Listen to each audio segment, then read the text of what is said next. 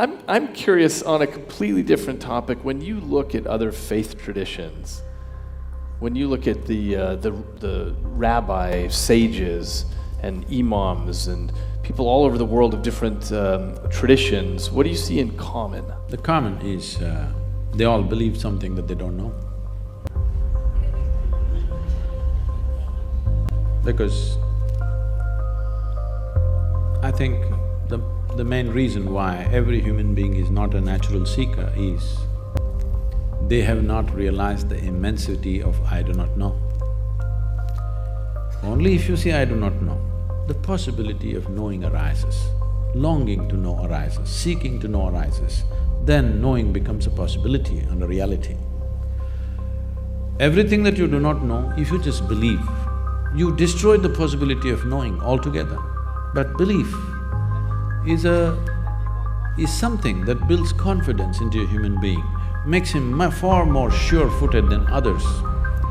But confidence without clarity is very disastrous, both for the individual and the larger humanity and the planet itself.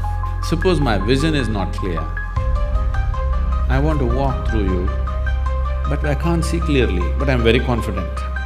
You know what a disaster I will be for you, all right? If I understand my vision is not clear and I don't have this foolish idea of confidence, then I will walk gently. I'll seek somebody's help, I'll have some humility to walk through people in a certain way. Otherwise I will see how to clear my vision, what I have to do for that. But if you have no clarity and you have confidence, it's a dangerous… it's TNT. It's bound to explode on humanity somewhere. It keeps happening here, there. We are just looking at eruptions, small eruptions, but it's bound to happen somewhere large scale.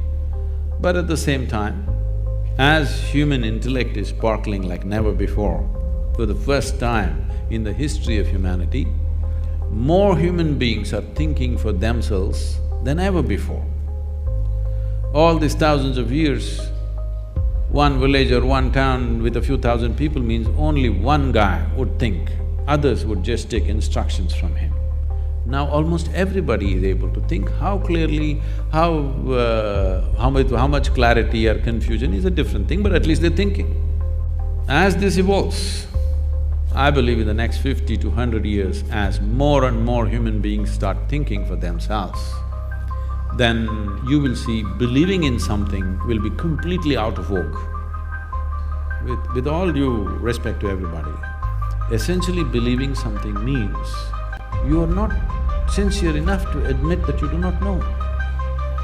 We all have to come to this much, what I know, I know, what I do not know, I do not know. This is a fantastic way to be.